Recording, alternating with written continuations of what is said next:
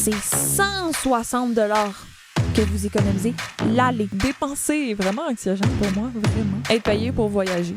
Bon matin la gang! J'espère que vous allez bien. Je me représente de nouveau, Amélie, entre autres étudiante à l'Université de Sherbrooke en biochimie de la santé. Je suis aussi une grande fan de voyage, d'où le sujet d'aujourd'hui. Comment voyager cheap? Tonight we're running on the right track.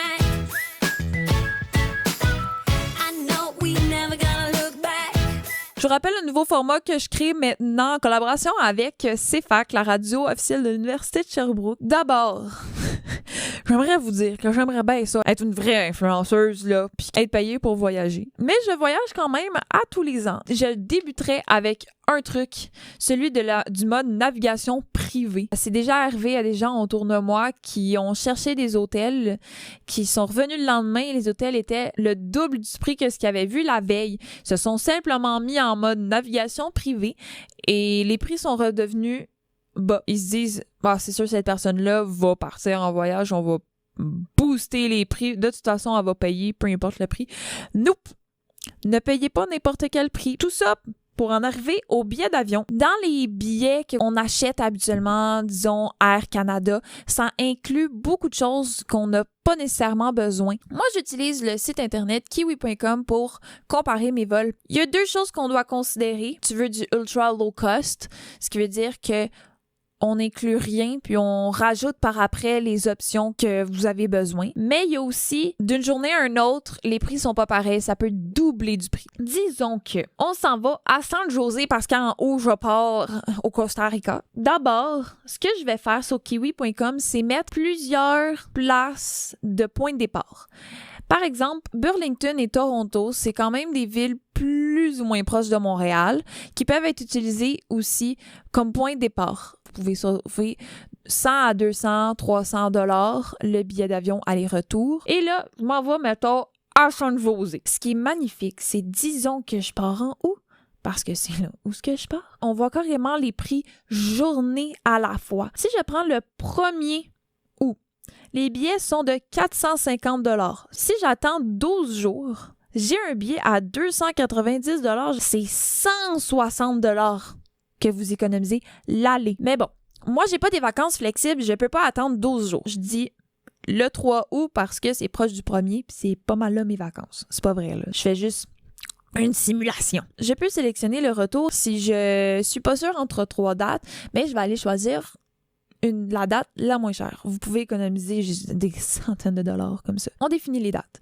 Ce qui est bien aussi avec kiwi.com, c'est que au lieu de sélectionner un endroit où aller, vous pouvez écrire partout dans le monde. Comme ça, je suis capable de savoir les pays qui coûtent les moins chers. C'est comme ça que j'ai fini par aller au Portugal parce que ça coûte pas si cher que ça. C'est environ 600 $ le billet aller-retour. C'est comme ça que j'ai découvert que Costa Rica, c'était pas si cher. Il y a la Floride qui coûte pas cher, Vancouver, la France. Tu sais, les États-Unis, ça coûte pas cher parce que c'est notre voisin, tout dans le sud. Moi, c'est San José. Quand il vous compare les vols, il va vous donner des escales et moi, je vais vous dire, plus vous faites d'escales, souvent, ça coûte moins cher. Mais aussi, plus vous faites des escales, plus c'est polluant. Je ferai une autre capsule sur comment voyager de façon plus écologique. Bon, mettons que je choisis le moins cher. Sur un autre site, il est moins cher. Moi, je vais rester sur kiwi.com juste par principe que j'ai jamais eu à le faire. Ensuite, je dois absolument vous parler des bagages en soute. Les bagages à cabine, habituellement, c'est inclus. Je vais vous expliquer un peu le principe d'un ultra low cost. Les billets d'avion, ils vous enlèvent toutes les options. Ils vous mettent juste le transfert, là, le déplacement. Et ensuite, vous rajoutez vous-même ce que vous avez besoin. Si vous faites un vol de 10 heures, ça se peut que vous ayez besoin de nourriture. On en vient avec les bagages en soute. On voit ici, dans le billet que j'ai sélectionné, que c'est 230 $ pour un bagage en soute aller-retour. Vous comprendrez que si vous voyagez plus léger, donc que vous ayez juste des bagages de cabine, vous économisez de 150 à 250 $ vos billets d'avion.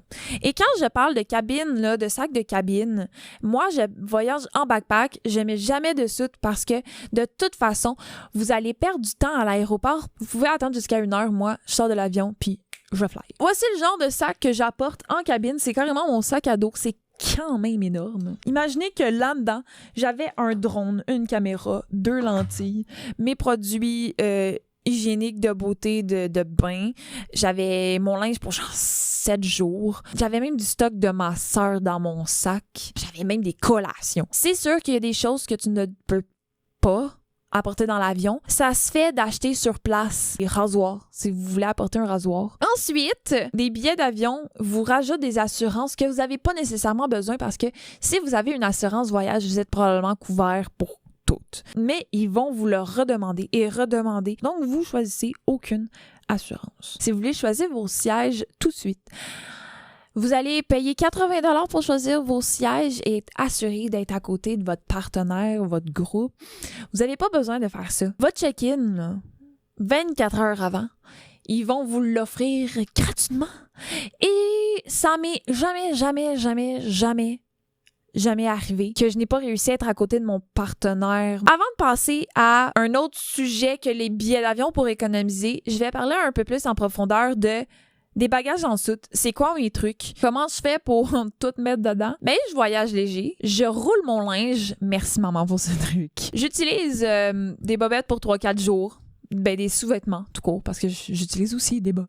Quand j'en ai plus, je les lave à la main, je les fais sécher. Faut pas acheter sur place des accessoires que vous ne pouvez pas apporter dans l'avion. J'ai parlé des rasoirs. Les shampoings en barre. J'ai essayé pour la première fois à Miami les revitalisants en barre. Ça prend pas beaucoup de place. C'est pas liquide. Même le plus petit, là, le bagage accessoire, vous en avez en masse. Ensuite, je vais passer au sujet de la nourriture.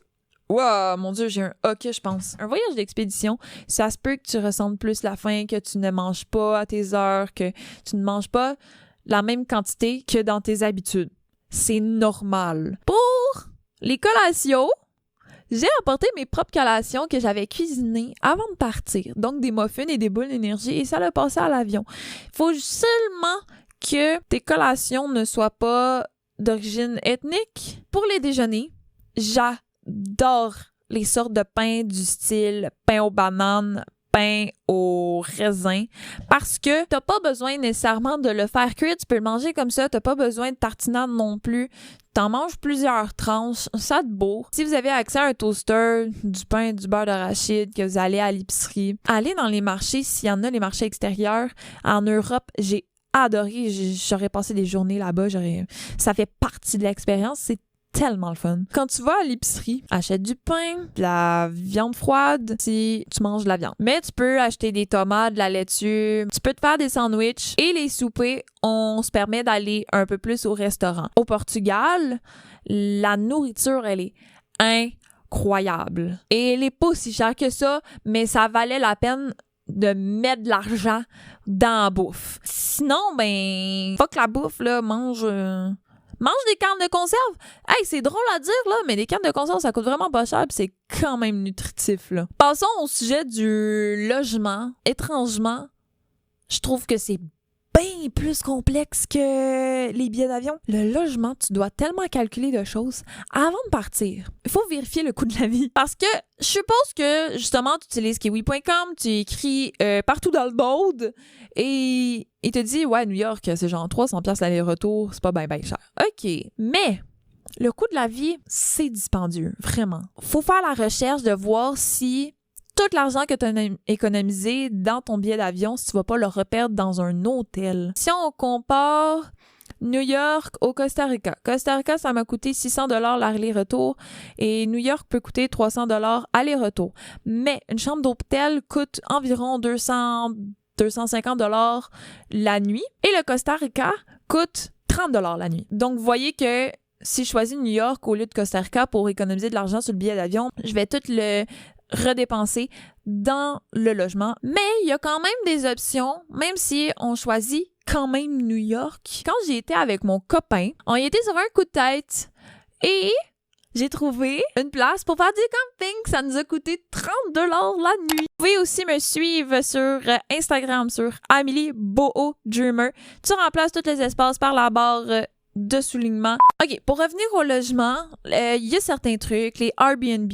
On peut habiter chez l'habitant. Si vous êtes en groupe, un Airbnb, ça pourrait être très bien parce que vous pouvez vous splitter le bill. Mais Si vous êtes seul, mais une auberge de jeunesse, seul, ce n'est pas dispendieux. Il y a aussi des applications pour habiter chez l'habitant. Vous pouvez trouver ça sur Internet, je suis pas mal sûre. Vous pouvez aussi faire du travail en échange du logis et de la nourriture. L'option que j'ai trouvée pour le travail en échange, c'est un abonnement. Comme vous prenez une année sabbatique, vous voyagez, ça pourrait être super pratique d'avoir votre abonnement parce que vous allez économiser des centaines de dollars. Pour le travail en échange, c'est sur le site workaway.info. Je me rends compte que Costa Rica, comment j'ai trouvé la place où je peux aller faire du travail en échange de la bouffe puis du logement. J'ai juste fait une recherche sur Internet. That's it. Finalement. Vous pouvez économiser de l'argent au niveau du transport. Est-ce que j'ai vraiment besoin de vous dire que marcher, c'est la façon la plus économique? Mais si vous êtes comme moi et que ça peut être vraiment rushant, j'ai commencé une fâchée de planteur parce que j'ai trop marché à Londres. Je voulais tellement pas prendre les transports en commun, mais c'est une option. Par contre, je m'étais pas assez informée. Ça, c'est quelque chose que maintenant je fais. Je me renseigne beaucoup sur les transports en commun. Ça m'aurait vraiment été utile pour Londres, parce qu'une fois, on essayait d'aller dans les bus en nous disant que les cartes de crédit fonctionnaient, mais je pense que les visas fonctionnaient pas. Ensuite, vous pouvez louer des vélos, tout dépendant de où est-ce que vous allez, mais je veux dire, des vélos, c'est quand même répandu. Ça coûte de l'argent, mais ça coûte moins cher que de louer une voiture. Mais vous êtes un groupe, encore là, ça dépend du contexte. Par du covoiturage, ça peut revenir moins cher. Et je terminerai cet épisode en vous disant un autre truc. Mais je veux pas vous dire quoi faire, là. Mais dépenser est vraiment anxiogène pour moi, vraiment. N'achetez pas des souvenirs de votre voyage. Mais là, je dis ça, mais comme j'achète à chaque endroit un aimant. Mais on s'entend comme l'aimant fait partie aussi de mon décor parce qu'il y a rien d'autre sur mon frigo que des aimants de partout où j'ai été. Donc, moi, je me dis, réfléchissez beaucoup à qu'est-ce que vous allez faire avec vos souvenirs. Pour moi, les meilleurs souvenirs, c'est ce qu'il y a dans ta tête. Moi, je vlog, je prends des photos. Et là, je pourrais parler d'encore plein de sujets, mais je voulais me concentrer sur les plus gros blocs. Donc, j'espère que vous allez prendre soin de vous. Et je vous dis à la prochaine, lovely people!